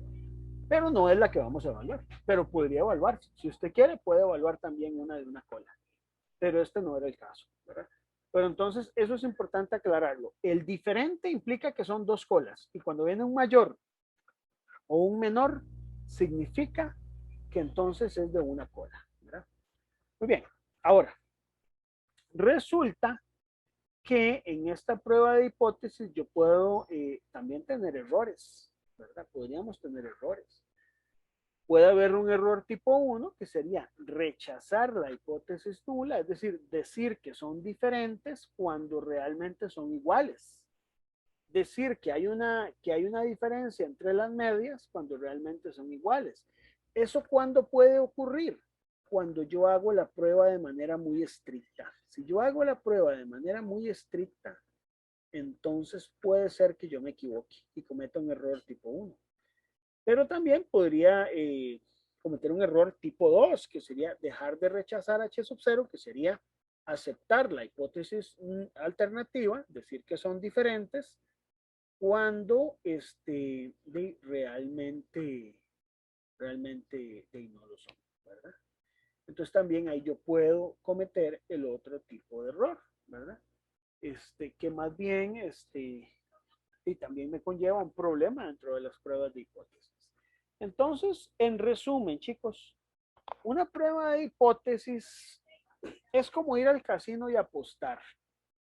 Usted no sabe si va a ganar, usted no sabe si va a perder, pero usted juega con las probabilidades. Usted juega con las probabilidades. Y si usted usted va a apostar inteligentemente, ¿verdad? Usted no va a hacer una prueba de hipótesis tan estricta que usted vaya a autoengañarse. Entonces, ¿qué sería autoengañarse? Digamos, como que usted vaya a un examen de ecuaciones diferenciales y trate de hacer un examen extremadamente difícil para ver si el estudiante estudió o no, y tal vez lo vaya a reprobar, no porque no estudió, es porque el examen estaba muy difícil. Eso sería un problema. Usted no puede hacer pruebas extremadamente estrictas, pero tampoco puede hacer pruebas extremadamente laxas. Entonces uno tiene que tener un criterio para saber cuál es el valor más adecuado para tomar un error tipo 1 o un error tipo 2 adecuados, ¿verdad? Entonces, hay que definirlo, hay que definir eso en algún momento, ¿verdad? Existe un parámetro que se llama la potencia. La potencia básicamente es el 1 menos beta, ¿verdad? Es el complemento del beta, del error tipo 2, que es rechazar la hipótesis nula, ¿verdad? Cuando la hipótesis nula es falsa. Es esa probabilidad de rechazar la hipótesis nula cuando la hipótesis nula es falsa. Se llama potencia porque me mide a mí la capacidad de poder leer la verdad, ¿verdad? ¿Cuál es mi potencia para leer la verdad? Si yo sé que estas medias son diferentes, ¿cuál es la probabilidad de que mi prueba de hipótesis me diga que realmente son diferentes? Eso es lo que nosotros vamos a llamar potencia en estadística, ¿verdad? Bueno, yo sé que estos son muchos conceptos, pero bueno, hay que irlos manejando. Este concepto en el número 8, en el punto 8, chicos, es un concepto que no les prometo que lo vayan a entender hoy totalmente, pero esto lo vamos a ir discutiendo a lo largo del curso varias veces y en todos los capítulos, porque en algún momento esto hay que entenderlo, al igual que el teorema del límite central, esto hay que entenderlo, ¿verdad? Entonces, vamos a ver qué es esto del valor de P. El valor de P es la probabilidad de que un estadístico de prueba asuma un valor que sea al menos tan extremo como el valor observado del estadístico cuando la hipótesis nula es verdadera. A ver, vamos un poquito más despacio a leer esto. Una hipótesis nula, ¿cuándo es verdadera? Bueno, uno no sabe cuándo es verdadera, hay que hacer una hipótesis estadística, ¿verdad? Pero existe un rango, a ver, un rango, vamos a volver a dibujarlo aquí, de manera gráfica. Yo tengo una distribución normal, yo tengo valores críticos, ¿verdad? Ya hablamos de eso, valores críticos, y tengo las dos colas. Tengo una cola aquí y tengo una cola acá. La hipótesis nula, ¿dónde sería verdadera? Dentro de este intervalo. Dentro de este intervalo, la hipótesis nula es verdadera. ¿Cuál es el valor más extremo que puede tomar la hipótesis nula? Digamos, el estadístico de prueba sería este. Se llama valor crítico. Ese valor crítico es el valor más alto o más bajo que puede tener el estadístico para no tener problemas con, con el cumplimiento de la hipótesis nula. Y este es el otro valor crítico, que usualmente son simétricos, ¿verdad? Entonces, cuando usted obtiene este valor, ¿cuál es la probabilidad de que usted se encuentre aquí? Cuando su probabilidad llega hasta ese valor crítico ahí, entonces estamos en el punto del valor de la probabilidad del estadístico de prueba crítico, ¿verdad? Cuando ya usted tiene que alejarse para llegar a este valor crítico. El valor de P se define como nivel de significancia menor que llevaría a rechazar la hipótesis nula. Es decir, usted con el valor de P va a obtener un numerito.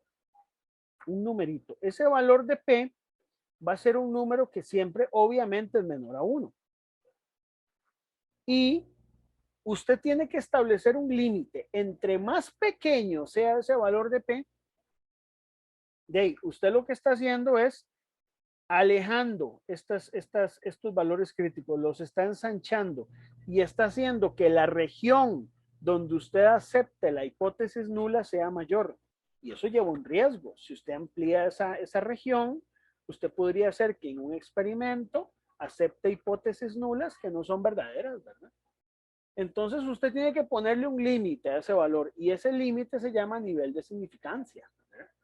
Un valor muy pequeño va a conllevar a rechazar la hipótesis nula. Es decir, vamos a ver, si usted tiene un valor de P en un experimento que le dio 0,2, usted puede decir, no, ese valor es realmente muy grande. Significa que no se rechaza la hipótesis nula. Pero si un valor de P, tal vez a usted le da algo como, no sé, algo del orden de 10 a la menos 6, usted dice, ya eso es un 1, un 0 con 0,0000001. O sea, es un valor muy chiquitito.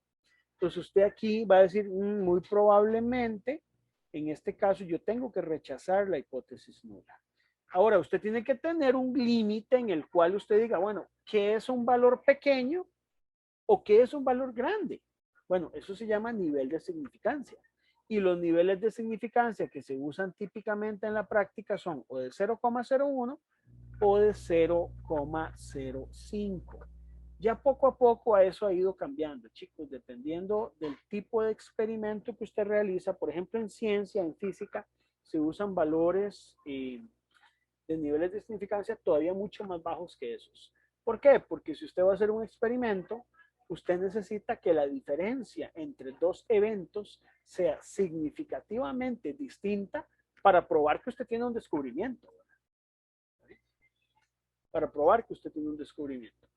Nosotros vamos a usar valores que andan en el orden de 0,01 o 0,05 en los niveles de significancia. Bueno, eso es mi acercamiento al valor de P, ¿verdad? Es lo que les puedo prometer en este momento, digamos, de explicación del valor de P. En el capítulo 2, yo los invito a que lean un poco el autor, él amplía un poquito más lo que significa el valor de P, ¿verdad?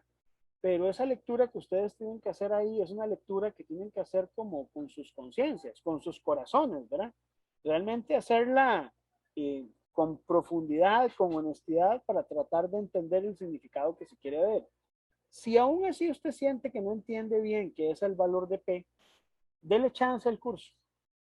Dele chance a avanzar la próxima vez que vamos a ver pruebas de comparación de medias, pruebas pareadas, y vamos a empezar a ver eso con valores ya más numéricos. Vamos a hacer ejemplos de cálculo y ahí vamos a entender un poco mejor cómo obtener esos valores de P, ¿verdad? ¿Está bien? Bueno, no sé si hay alguna pregunta hasta acá. ¿Cómo estamos con esto? ¿O algún comentario? Me gustaría escucharlos. No, hasta el momento preguntas, no. Ok. Ahorita nada más tratando de absorber todo el contenido, pero Sí, sí. No, seguro. yo sé que estos conceptos se las traen un poco. Hay que absorberlos por ahí. Esto lo pueden leer todo en el capítulo 2, ¿verdad? Del capítulo 2, lo que yo no Ujú. estoy ahorita cubriendo, para que también lo vean, son la parte de los ejemplos numéricos. Eso los vamos a ver hasta la próxima semana. Ya digamos los ejemplos de cálculo de pruebas pareadas y eso. Pero la parte conceptual sí es importante que la vayan estudiando por ahí, ¿verdad? ¿Algún otro comentario? Ahí.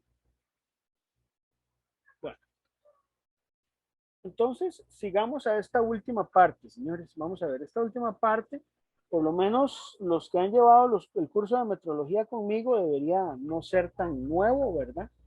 Y yo creo que esto es importante que lo veamos, lo estudiemos, ¿verdad? No está en el libro del Montgomery, pero sí es parte del curso y es parte importante porque tenemos que tener algún criterio cuando nosotros realizamos mediciones, ¿verdad? Y por eso es que me interesa verlo. Quiero que veamos algo, por lo menos un pequeño acercamiento al tema de estimación de incertidumbre de medida, ¿verdad? Entonces, hay un par de pensamientos que me gusta compartir cuando yo doy este tema, ¿verdad? El primero es que el resultado de una medición siempre tiene asociado un intervalo de valores en el cual, de acuerdo con la información disponible, podríamos suponer que se encuentra el valor verdadero. Es decir, realmente cuando usted realiza una medición no es un número real, no es solo un número solito, sino que lo que usted tiene es un intervalo de posibles valores razonables en torno al cual o en medio del cual puede encontrarse el valor que usted midió.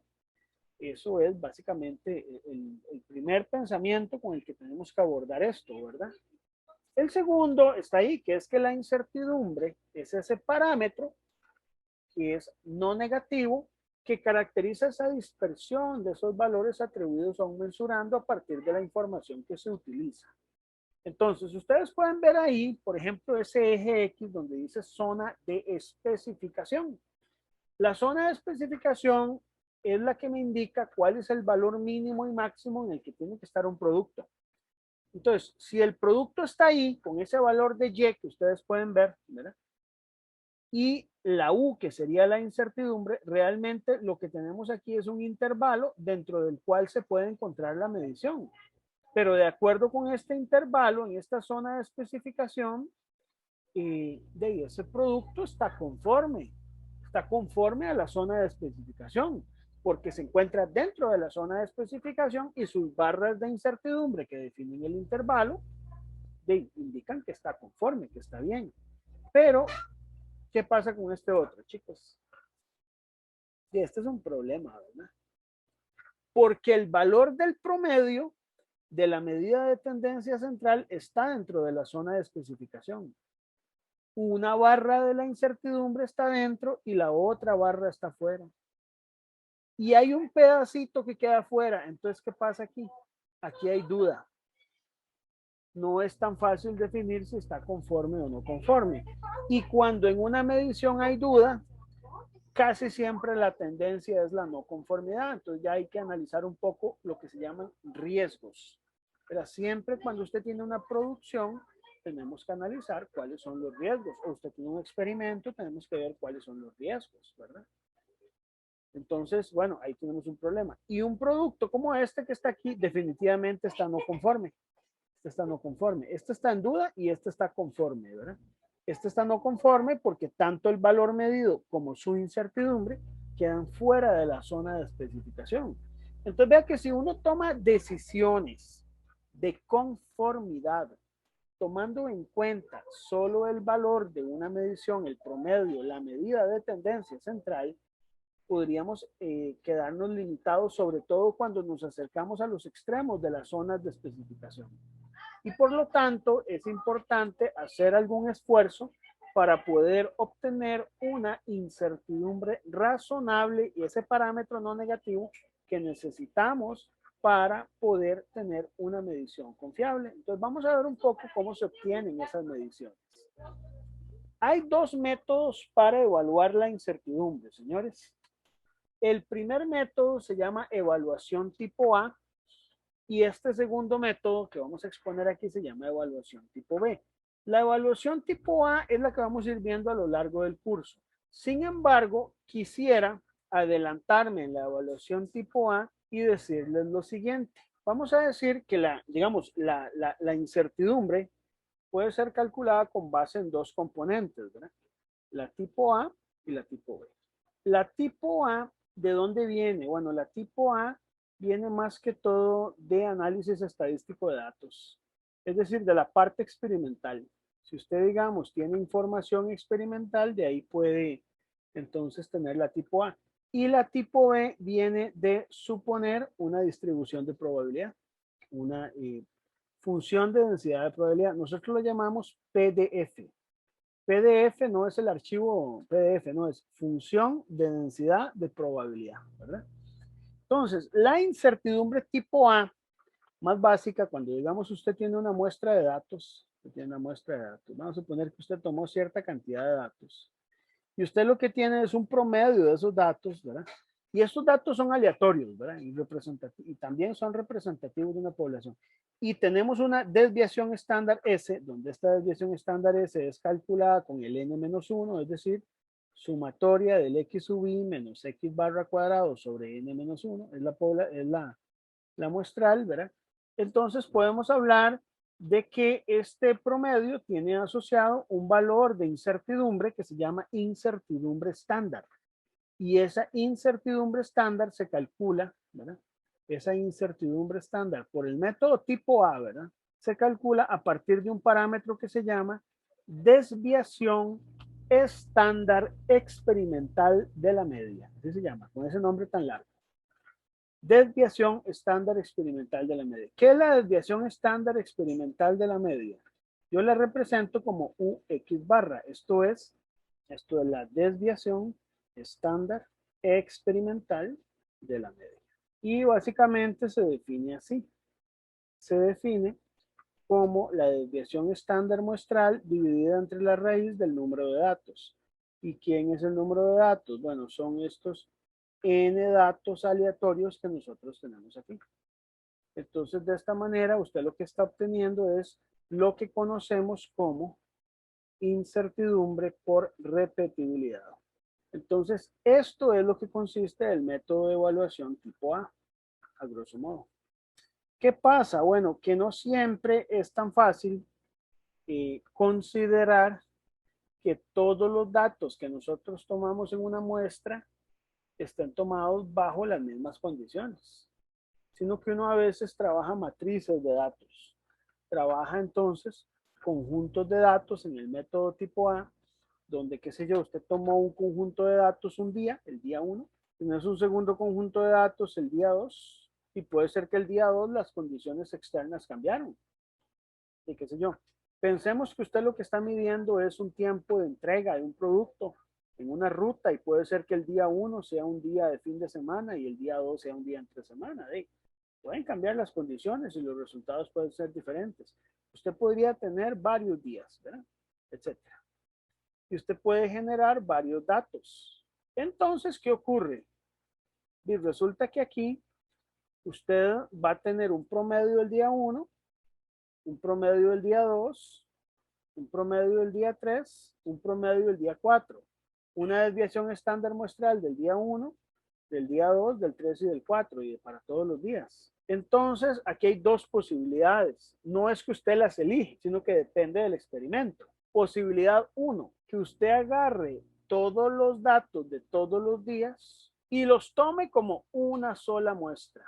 Y entonces puede sacar un promedio general y una desviación estándar general de todos, la divide entre la raíz del número total de datos, no sé, y le da una incertidumbre de repetibilidad. Parece muy fácil, porque es como que agarráramos todos los días y tuviéramos una muestra más grande.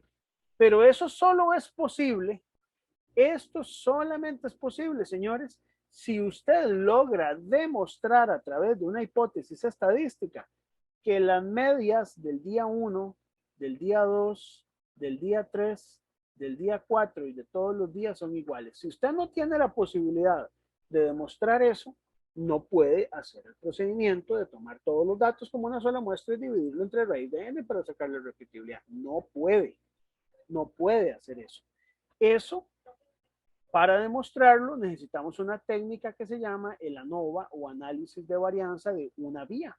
Ahora, ¿qué pasa si por alguna razón no se cumple esta hipótesis? Porque esto sería como la hipótesis nula que usted quiere probar, ¿verdad? La hipótesis alternativa sería que hay diferencia significativa entre las medias. Bueno, ¿qué tal si esa hipótesis no se cumple? Bueno, si esa hipótesis no se cumple, entonces usted para hallar la incertidumbre necesitaría agarrar estos promedios que están aquí, señores, y tomar un vector, pero solo de los promedios, nada más. No agarra todos los datos. Y con esos promedios saca un promedio general y la incertidumbre por repetibilidad es la desviación estándar de esos promedios, no sé, llamémoslo así. Entre la raíz de quién? Del número de promedios, ¿verdad? Que es diferente a la del número de datos. Y eso se llama incertidumbre por reproducibilidad. Se puede poner un subrep, pero el significado es reproducibilidad. Cuando hay diferencia significativa entre medias, entonces no podemos usar el mismo enfoque que cuando no la hay, ¿verdad? Entonces, bueno, hay detalles en el método de evaluación tipo A que tenemos que considerar, que los vamos a ir considerando. ¿Qué ocurre? Bueno, ocurre que hay una evaluación de la incertidumbre por el método tipo A, que es esta, y otra que es la del método tipo B. La del método tipo B es la que voy a exponerles por acá. Esta del método tipo B, de mi experiencia, en muchos, no en la mayoría, pero sí en muchos casos, es despreciable. Pero bueno, habría que calcularla para ver si es despreciable o no, ¿verdad? Cuando una variable es aleatoria o altamente aleatoria, resulta que esta evaluación del tipo B es despreciable. Pero como no siempre es el caso, a veces hay que evaluarla, ¿verdad? También por ahí. Bueno, la evaluación tipo B, ¿de dónde se toma la información? O sea, ¿cómo la calculamos? Bueno, lo tomamos de datos de mediciones previas, experiencia, conocimiento general del comportamiento, propiedades de equipos de medición, incluyendo los materiales de referencia. Mira, muchas veces, sobre todo en la parte química, usted necesita materiales de referencia, gases, lo que sea, ¿verdad? Especificaciones de un fabricante, datos que provienen de una calibración o certificaciones o incertidumbres asignadas en manuales de referencia u otras fuentes. Pueden ser cartas de control o sistemas de control que usted haya diseñado. Pero básicamente la evaluación tipo B en general es de información externa. No es de tomar un conjunto de datos y analizarlos, sino más es información externa que ya está sintetizada. Entonces lo que uno hace es suponer un tipo de distribución. Por ejemplo, si usted tuviera una distribución normal como esta y a usted le dan el factor de cobertura que está asociado a una probabilidad de cobertura, usted puede sacar la incertidumbre estándar. Ya vimos que, por ejemplo, un factor de cobertura 1 sería alejarse una desviación estándar adelante o atrás del valor de la media, ¿verdad? Dos desviaciones estándar, por ejemplo, sería un 95.45, que es lo que se utiliza el porcentaje de probabilidad de cobertura, usualmente en metrología industrial, ¿verdad? Y ahí tienen diferentes porcentajes. Entonces, si yo te doy el factor de cobertura, usted conociendo la expandida, que usualmente es un dato conocido, usted puede calcular la incertidumbre estándar, ¿verdad? Usualmente este tipo de distribución normal se aplica en certificados de calibración. Veamos un ejemplo. Supongamos que usted tiene un higrómetro. Un higrómetro es un dispositivo que se emplea para medir humedad relativa y muestra la siguiente información donde la incertidumbre expandida para K igual 2 es esa que está ahí. ¿Verdad? Entonces viene el higrómetro, la indicación del higrómetro dice 35,5, pero el valor del patrón dio 36,3. Entonces hay una diferencia, si usted lo resta da menos 0,8, aquí da menos 0,7, etcétera, etcétera. Y aquí hay una incertidumbre de esta diferencia, ¿verdad? Esto es muy importante. La calibración le da a usted el error, le da la diferencia, pero esta diferencia tiene una incertidumbre, ¿verdad? tiene una incertidumbre que es esta. Y te están diciendo que esa incertidumbre, perdón, ahí me adelanté, es con K igual 2 y 95,45% de probabilidad de cobertura. Me piden la incertidumbre estándar. ¿Qué tengo que hacer? Bueno, la incertidumbre estándar se obtiene tomando los errores de indicación, tomando el valor absoluto y sumándole la incertidumbre. Es decir, usted agarra los errores de aquí de esta columna, le saca el valor absoluto y le suma la incertidumbre expandida para sacar la incertidumbre de calibración. Esa incertidumbre es distinta en cada punto. ¿Qué vamos a hacer nosotros? Vamos a tomar la mayor, se toma el valor máximo, por una cosa que se llama principio de máxima entropía. Si usted va a calcular una incertidumbre, vas a irte siempre al caso extremo, no puedes sacar un promedio de incertidumbres. Y esa incertidumbre estándar, entonces usted la toma, que es 3,1, la divide entre el factor de cobertura que te están diciendo que es 2, ¿dónde te dijeron que es 2? En el paso anterior aquí, 95,45% de probabilidad de cobertura de 2 y aquí te dicen que es 95,45 con K igual 2. Entonces, por eso usted sabe que el factor es 2, lo divide entre 2 y ya usted tiene que la incertidumbre estándar es 1,55. Esa es la incertidumbre estándar, es una especie de desviación estándar que usted calcula cuando la supone como una distribución normal que viene de un certificado de calibración. Ahora, puede ser que el tipo de distribución que usted asuma no sea normal, sea rectangular. Hay que tener mucho cuidado, porque por ejemplo aquí en la rectangular, el valor que hay del centro a un extremo es A. Esto es A. Y el centro, digamos, al otro extremo es también A. Entonces, en una distribución rectangular, usted supone que en medio de menos A y A, la probabilidad de ocurrencia de un evento es igual. Es igual, o sea, tiene la misma probabilidad de ocurrencia, pero es imposible que ocurra fuera de ese rango. Eso se llama distribución rectangular o distribución uniforme. Si usted lo que tiene es el valor de A, lo divide entre raíz de 3. Pero si lo que tiene es el valor de D, que es el doble de A, que es lo que uno llama división de escala, hay que dividirlo entre 2 y luego entre raíz de 3 o más fácil entre raíz de 12, ¿verdad? Ejemplos típicos de este tipo de resolución son los instrumentos digitales o la información técnica de tolerancia de un instrumento. Cuando usted le dicen un más menos de algo, en un manual, en un instrumento de medida o la resolución, usualmente se modela de esta manera. Por ejemplo, se realizan 10 mediciones de la temperatura de un líquido dentro de un matraz. Un matraz es un recipiente volumétrico. Y la información que usted tiene es que el valor máximo registrado fue 20,63 y el mínimo fue 19,78. Hay la incertidumbre estándar por gradiente. Gradiente es el cambio que puede haber de temperatura a lo largo de esas 10 mediciones. Entonces, la solución es que la incertidumbre se calcula suponiendo que las mediciones siguen una distribución rectangular simétrica. Se toma el valor máximo y mínimo, se restan entre sí y se divide entre raíz de 12. ¿Por qué? Porque usted lo que tiene es un intervalo del valor máximo al valor mínimo. Y eso entonces se divide entre raíz de 12. La incertidumbre estándar te da 0,245 y es importante advertir que de tomar este enfoque, el mejor estimador de la temperatura no es el promedio de las 10 lecturas, sino el promedio entre la máxima y la mínima porque la estamos suponiendo rectangular. Entonces tomamos el máximo y mínimo y este sería el valor este es el mejor estimador y esta sería la desviación estándar en una distribución rectangular simétrica, ¿verdad? Si tuviéramos una balanza, por ejemplo esta balanza aquí, yo coloqué algunas monedas aquí en esta balanza y tiene una capacidad de 1000 gramos, ¿verdad? Una resolución de 0,1 gramos y vea que la pesada me está dando 32,2 gramos. Hay una incertidumbre asociada a la resolución. ¿Qué es la resolución? Es el límite que yo tengo en la escala. Yo no puedo medir más decimales de 0,1. Es decir, yo tengo una limitante en el valor que yo puedo apreciar dentro de la escala que se llama umbral de discriminación.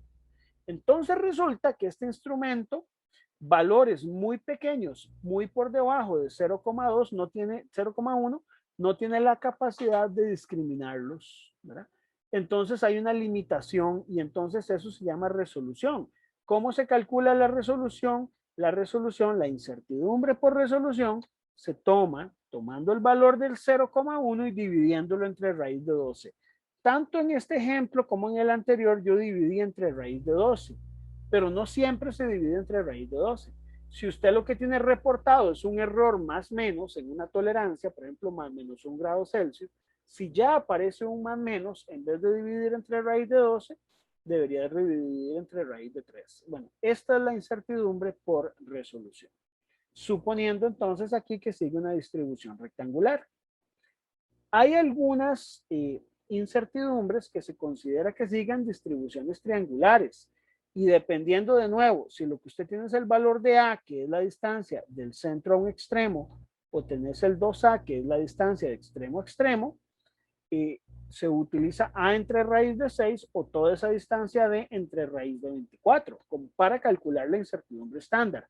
Un ejemplo típico es la tolerancia de instrumentos volumétricos y algunos de apreciación analógica, ¿verdad? Aunque ya últimamente en apreciación analógica se está usando más el rectangular. Un ejemplo es este. Ahí ustedes lo que tienen es un matraz clase B, y dice que la tolerancia es de 0,20 mililitros. ¿Lo ven? Los matraces, por un tema constructivo, puede considerarse que las tolerancias sigan distribuciones triangulares. Es más por un tema constructivo, ¿verdad? Por la forma en que se construyen los matraces, entonces usted puede hacer esa suposición. Esa es información que habría que darle a usted, ¿verdad? Si usted supone que esa tolerancia sigue una distribución triangular, divide entre raíz de 6. Divide entre raíz de 6. ¿Por qué entre raíz de 6 y no entre raíz de 24? Porque lo que usted tiene es un más menos, ¿verdad? Lo que usted tiene es un más menos. Porque usted lo que tiene es un más menos, ¿verdad?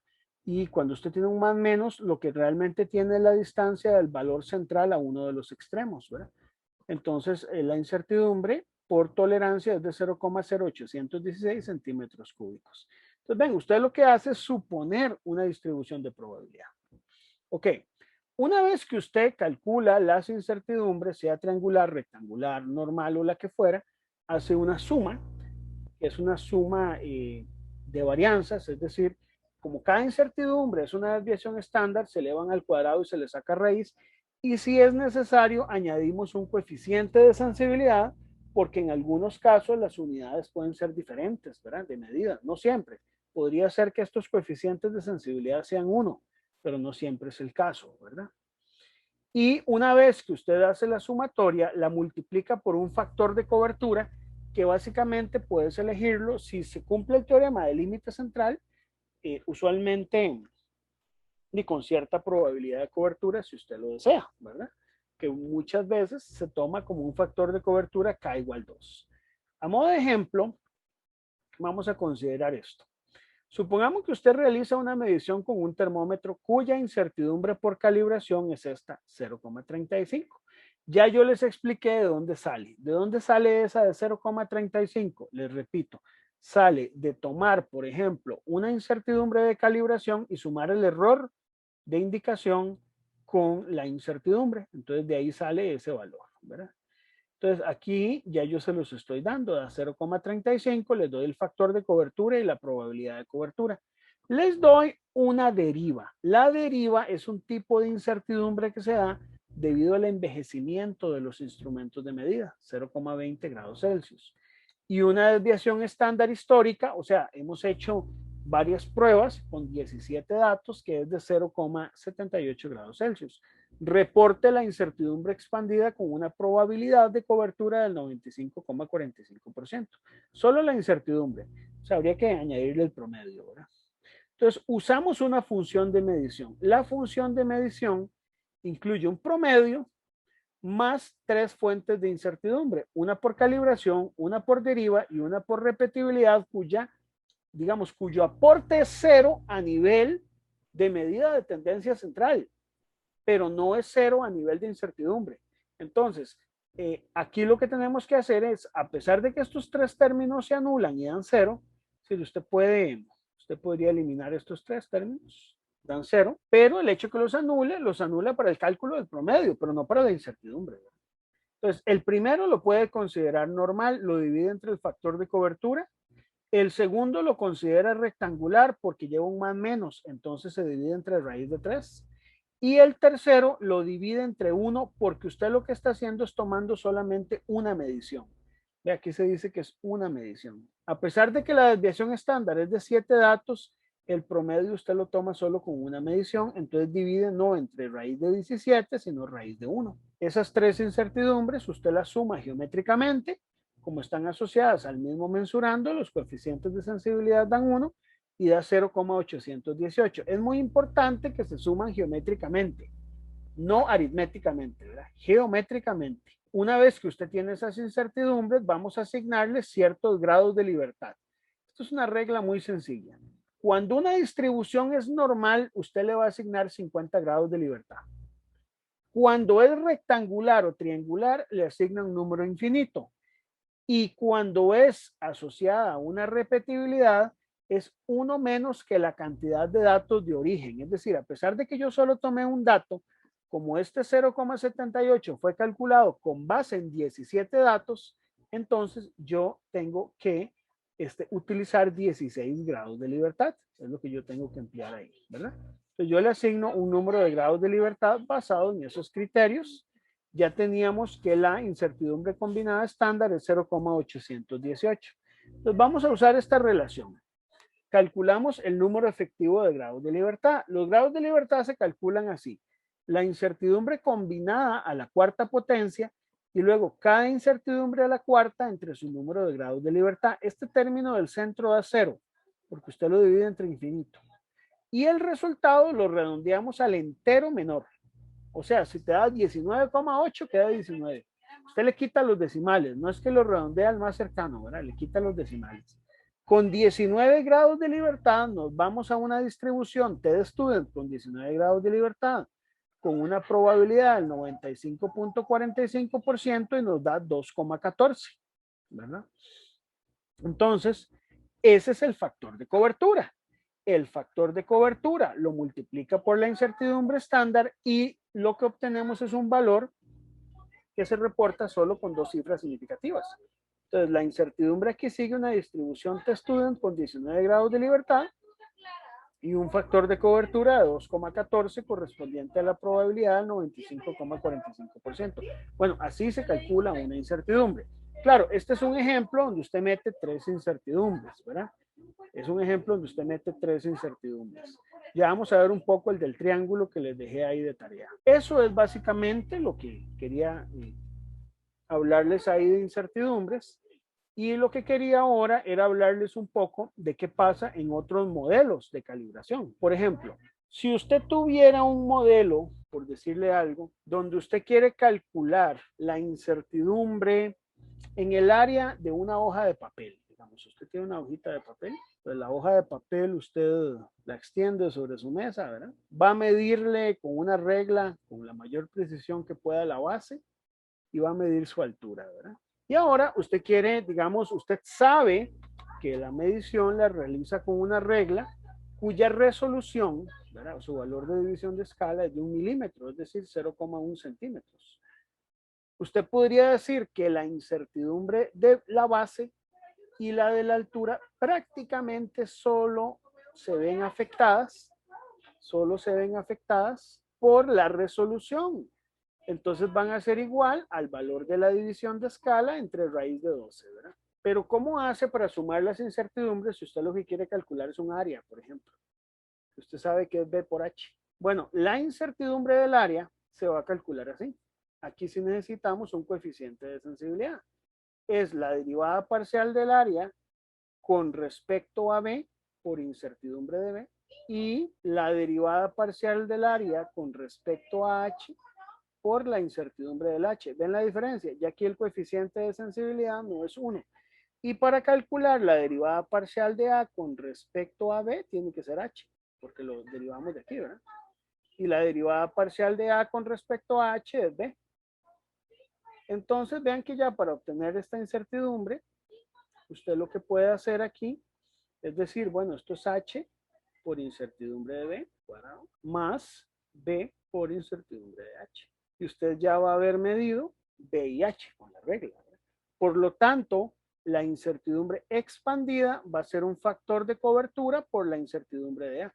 Si usted puede suponer que se cumple el teorema del límite central, el valor de este K es aproximadamente 2. Pueden usar un 2, ¿verdad? Y con eso usted ya puede calcular entonces el área, la incertidumbre expandida del área. Entonces yo les doy esa herramienta porque no necesariamente siempre ustedes van a poder calcular simplemente la suma de las incertidumbres sin considerar los coeficientes de sensibilidad. Cuando empiezan a aparecer productos entre sí, es necesario considerar coeficientes de sensibilidad.